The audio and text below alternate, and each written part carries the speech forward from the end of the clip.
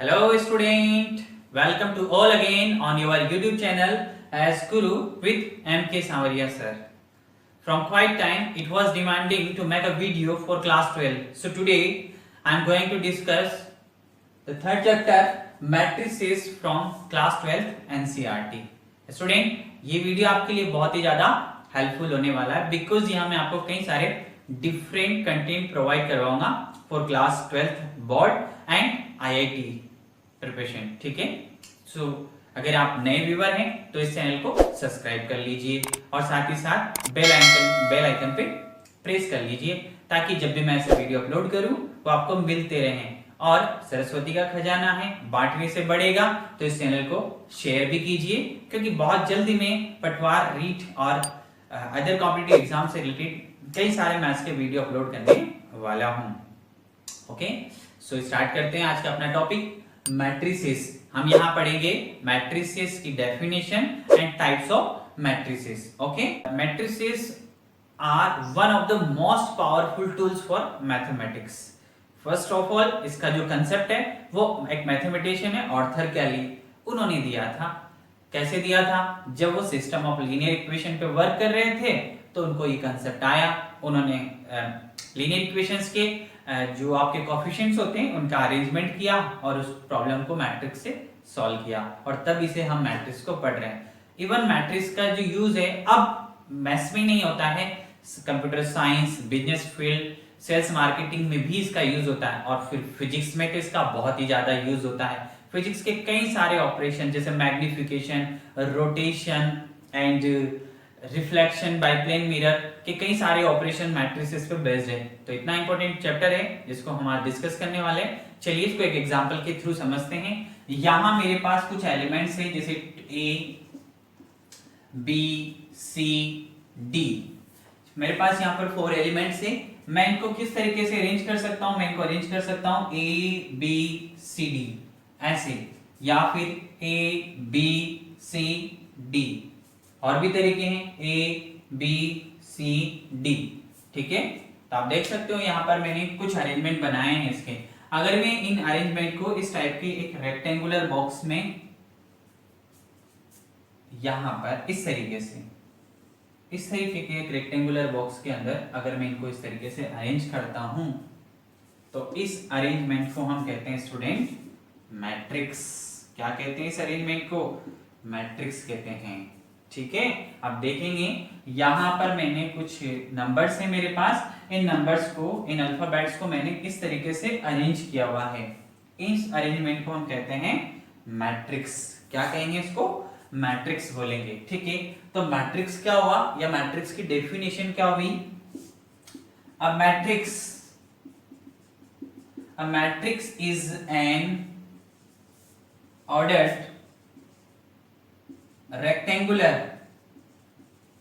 rectangular arrangement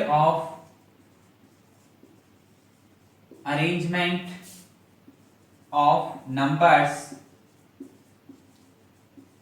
and functions. Yes, all right.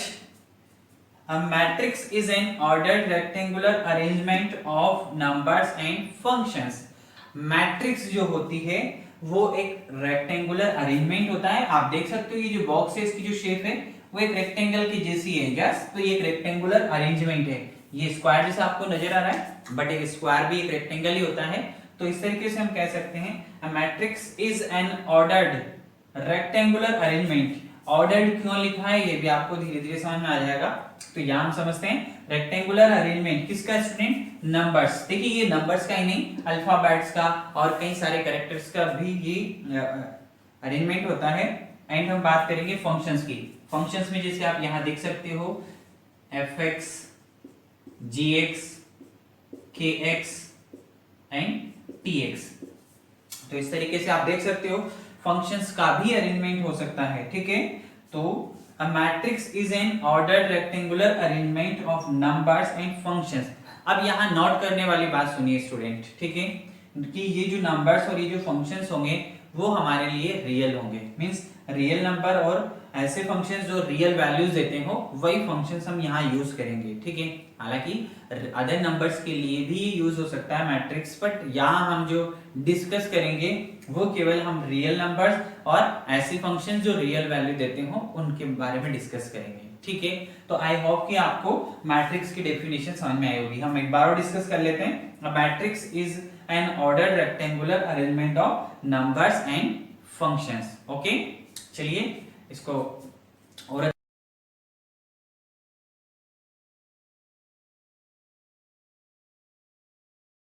इसका जो representation होगा वो या तो ऐसे बॉक्स के रिप्रेजेंट किया जाता है या ऐसे बॉक्स से या फिर इस तरीके से। तो यहां देखोगे मैट्रिक्स की 3 अरेंजमेंट है, फर्स्ट, सेकंड एंड थर्ड, ठीक है। मैट्रिक्स को या तो ऐसे रिप्रेजेंट किया जाता है या इस बॉक्स में या फिर इस बॉक्स में, ठीक है।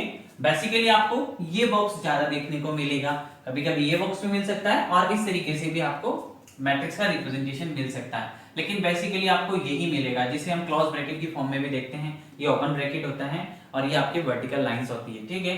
तो बेसिकली हम यहाँ पर इस वाले रिप्रेजेंटेशन को ज्यादा यूज करेंगे, ठीक है। चलिए और आगे डिस्कस करते हैं। यहाँ मैंने एक बॉक्स बनाया और उसके अंदर कुछ अल्फाबेट्स लिखे हुए हैं या नंबर्स लिखे हुए हैं, ए बी सी डी।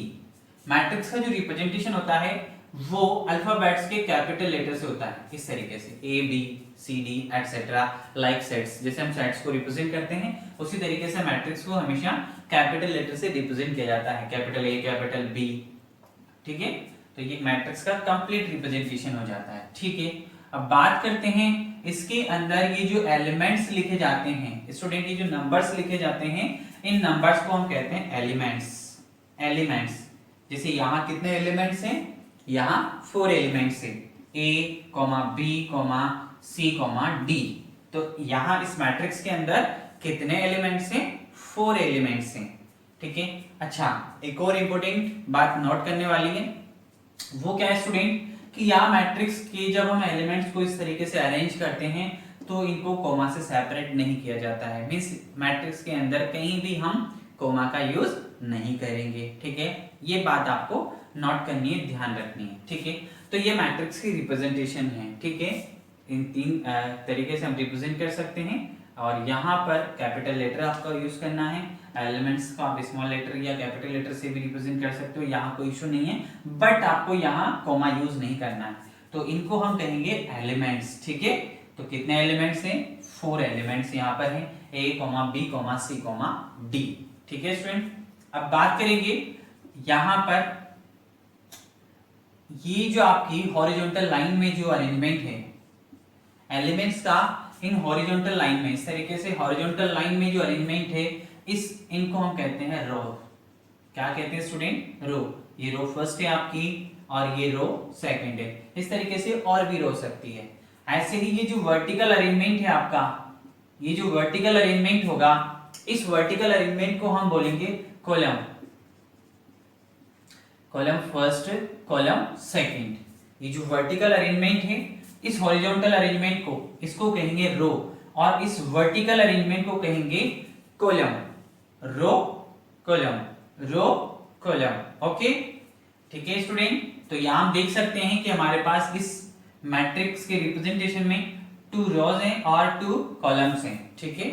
चलिए आगे बढ़ते हैं।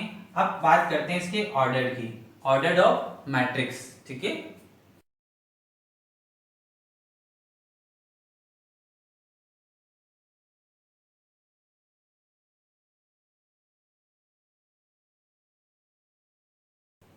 चलिए बात करते हैं ऑर्डर ऑफ मैट्रिक्स की। ऑर्डर ऑफ मैट्रिक्स के लिए फिर से मैं एक एग्जांपल लेता हूं स्टूडेंट। यहां पर 1 2 5 and 7 6, okay, sorry 6 here। how many rows in this matrix, r1 and r2, 2 rows, okay, 2 rows। and how many columns, c1 and c2, 2 columns। so this matrix is 2 by 2, ये जो matrix है आपकी, ये 2x2 के matrix है, और इसी को हम कहते हैं ऑर्डर ऑफ मैट्रिक्स। इसी को हम कहते हैं student order of matrix, means row into columns, row into columns, इसी को हम कहते हैं ऑर्डर ऑफ मैट्रिक्स। स्टूडेंट आपको यहाँ ये ध्यान देना है कि रो को ऑर्डर के अंदर रो को पहले लिखा जाता है, रो के नंबर्स को, और कॉलम्स को बाद में लिखा जाता है। ठीक है, ये भी यहाँ एक नोट करने वाली बात है कि हम रो को पहले लिखेंगे और कॉलम्स को बाद में लिखेंगे। ठीक है, दूसरी बात स्टूडेंट, यहां पर आपके हर एक कॉलम के अंदर जो एलिमेंट्स हैं वो सेम होने चाहिए। जैसे आप देख सकते हो कि आपके फर्स्ट कॉलम में कितने एलिमेंट्स है, 2 एलिमेंट्स हैं, सेकंड कॉलम में भी 2 एलिमेंट्स हैं। यस, तो यहां मैट्रिक्स में एक इंपॉर्टेंट बात और है जो आपको ध्यान रखनी है, इंपॉर्टेंट नोट है कि आपका हर एक कॉलम के अंदर जो नंबर ऑफ एलिमेंट्स हैं वो इक्वल होने चाहिए। सेम आपके रोज के अंदर भी, जैसे यहाँ बात करें, इस रो में कितने एलिमेंट हैं, 2 एलिमेंट हैं, इस रो में भी कितने एलिमेंट हैं, 2 एलिमेंट्स हैं। ठीक है, तो आपके हर एक कॉलम में और हर एक रो में नंबर ऑफ एलिमेंट्स सेम होने चाहिए। ठीक है, ये इंपॉर्टेंट बात है, जिसे मैं एक एग्जांपल से आपको समझाता हूं। 3 2 1, तो ये मैट्रिक्स होगी, ये मैट्रिक्स नहीं होगी। क्यों नहीं होगी? क्योंकि इसके कॉलम फर्स्ट में, अगर हम कॉलम फर्स्ट की बात करें तो केवल एक एलिमेंट है, जबकि कॉलम सेकंड में 2 एलिमेंट्स हैं। ओके, सेम प्रोसेस यहाँ पर अगर इसकी रो की बात करें तो इसकी रो में 2 एलिमेंट्स है रो 1 में, और रो 2 में केवल एक एलिमेंट है, तो ये मैट्रिक्स नहीं होगा। मैट्रिक्स के लिए हर ईच कॉलम में, है ना, हर एक कॉलम के अंदर सेम नंबर ऑफ एलिमेंट्स होने चाहिए, एंड ईच रो के अंदर भी आपके सेम नंबर ऑफ एलिमेंट्स होने चाहिए। ठीक है, एक और एग्जांपल लेते हैं। देखिए यहाँ पर ये मैट्रिक्स मैंने लिखी यहाँ पर आपकी 2 3 5 एंड 5 6 7। देख सकते हो स्टूडेंट आप, यहाँ पर देखो इसमें कितने कॉलम है, इसमें ये आपका C1, ये आपका C2, ये आपका C3, कितनी रोज हैं, R1 R2। तो आप देख सकते हो इसके हर एक कॉलम में, इस कॉलम में 2 एलिमेंट्स है, इसमें भी 2 है और इसमें भी 2 है। ठीक है, रो की बात करें तो रो फर्स्ट में 3 एलिमेंट्स है, रो सेकंड में भी 3 एलिमेंट्स है। ठीक है स्टूडेंट, तो ये मैट्रिक्स है। इसका ऑर्डर की बात करें, ऑर्डर ऑफ द मैट्रिक्स, तो रो में कितनी रोज हैं, 1 2 रो है स्टूडेंट, और कितने कॉलम्स हैं, 3 कॉलम्स हैं। तो इसका जो ऑर्डर होगा वो 2/3 का ऑर्डर होगा, तो 2 into 3 ऑर्डर की ये मैट्रिक्स है। ठीक है,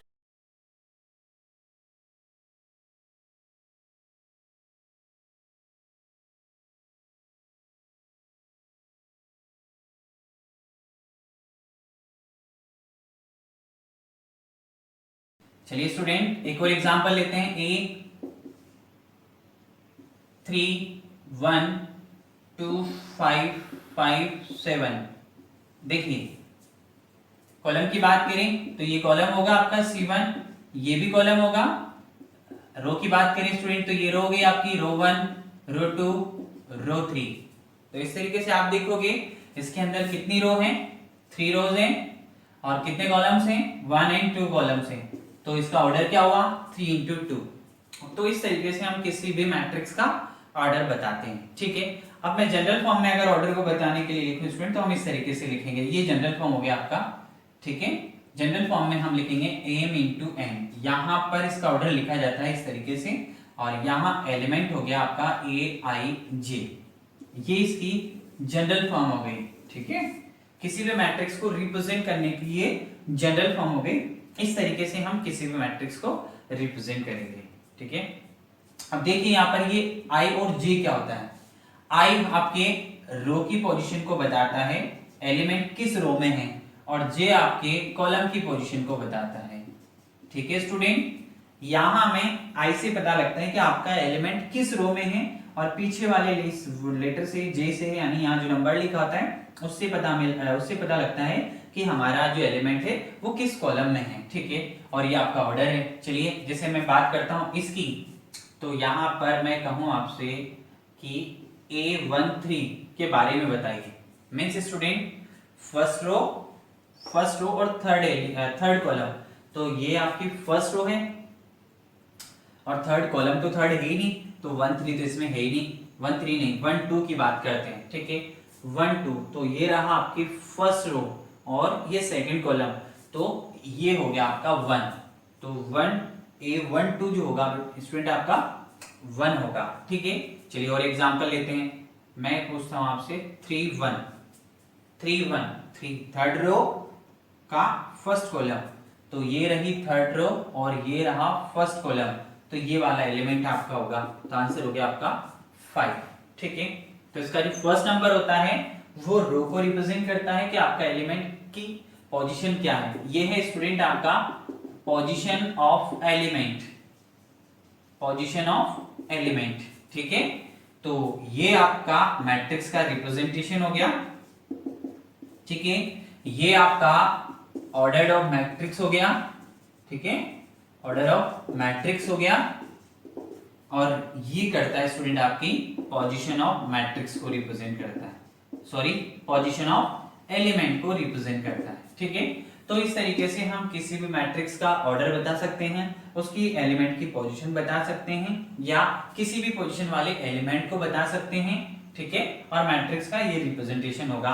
तो ये जो होल प्रोसेस है या जो यहाँ होल रिप्रेजेंटेशन दिया है, ये एक मैट्रिक्स की जनरल फॉर्म है, ठीक है, ये आपको ध्यान रखना है। आई होप कि आपको ये समझ में आया होगा, ठीक है।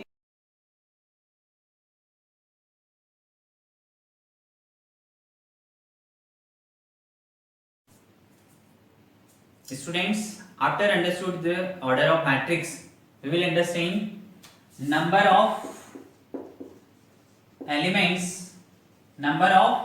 elements in a matrix.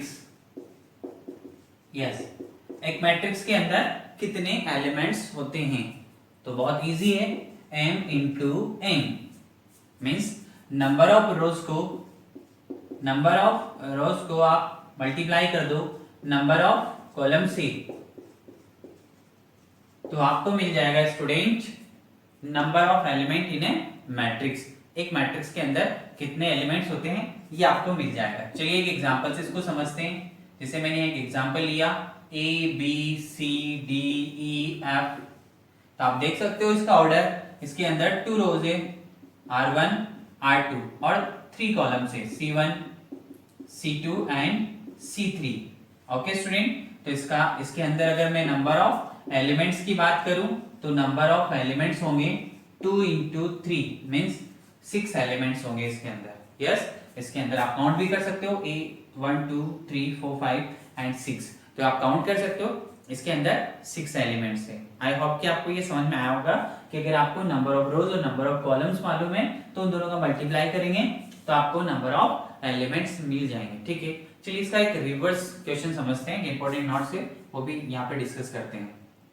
If a matrix have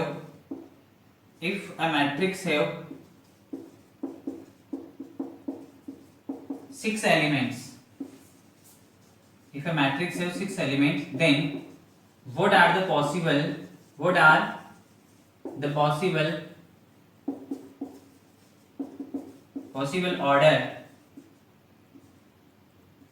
orders of matrix। Equation student आपका कि अगर आपके किसी भी मैट्रिक्स के अंदर 6 एलिमेंट्स है, देखिए यहाँ पर नंबर ऑफ एलिमेंट्स पता करना था, यहाँ पर ऑलरेडी उसने एलिमेंट्स बोले कि कितने एलिमेंट्स है, आपको यहाँ बताना है कि आप इससे कितने डिफरेंट ऑर्डर्स के मैट्रिक्स बना सकते हो, ठीक है। मींस आपको ऑर्डर ऑफ मैट्रिक्स बताना है, ऑर्डर्स ऑफ मैट्रिक्स। जब आपको एलिमेंट्स दिए हो तो आप कितने ऑर्डर के या किस ऑर्डर के मैट्रिक्स बना सकते हो, ठीक है। चलिए मैंने सबसे पहले देखिए यहाँ लेते हैं, पहले हम लिखते हैं रो और फिर हम लिखते हैं कॉलम, ठीक है, row into column means m into n। चलिए मैंने 1 रो लिया और 6 कॉलम ले लिए, तो 1 इंटू 6 आपका एक ऑर्डर हो गया। चलिए फिर मैंने 6 रो लिए 1 कॉलम ले लिया, तो 6 इंटू 1 ये दूसरा ऑर्डर हो गया आपका। चलिए मैंने 2 यहाँ पर रो लिया और 3 यहाँ पर कॉलम लिया तो 2 इंटू थ्री इसका एक ऑर्डर हो गया।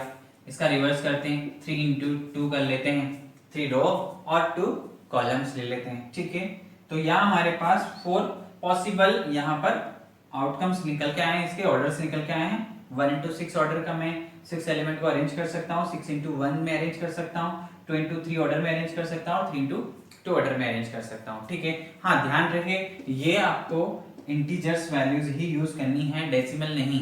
ठीक है, हाँ स्टूडेंट, अगर मैं आपसे कहूँ कि इसके और पॉसिबल आउटकम्स है तो आप डेसिमल में बोल सकते हो। ध्यान रहे ये इंटीजर्स ही होंगे, ठीक है, डेसिमल में नहीं करना है। तो इस तरीके से अगर ये इंटीजर्स हैं तो यहाँ मैं 4 पॉसिबल आउटकम्स बना सकता हूँ। ठीक है, इसके 4 पॉसिबल ऑर्डर्स बना सकता हूँ।